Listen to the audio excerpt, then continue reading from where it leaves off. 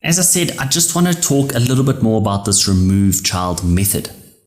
The main thing to note is that we have to call removeChild from the parent of the child we want to remove.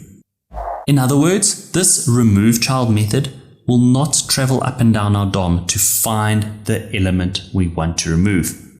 Now, let's say we don't have direct access to the element's parent and we don't want to waste time finding it. What can we do?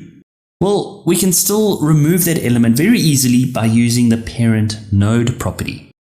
In other words, we just use the parent node property, and then on that property, we access the removeChild method. Let me show you what I mean. Alright, so here we go. Here's our code. Remember, we just did this before. We used the removeChild on that body element. But what if we don't necessarily know what the parent is of the element we want to remove?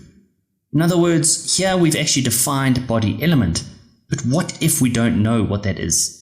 Well, in that instance, as I said, we can access the parent node and then removeChild on that parent node. So how would we do that?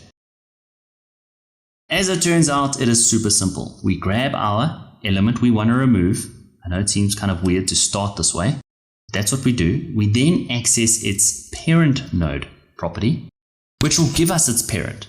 On that parent, then we say, okay, cool, then let's remove this element itself.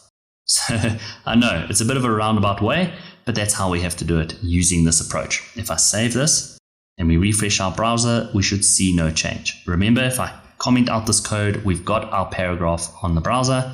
If I take this back in, if I uncomment it and we save, there we go. It literally does remove that paragraph from our DOM.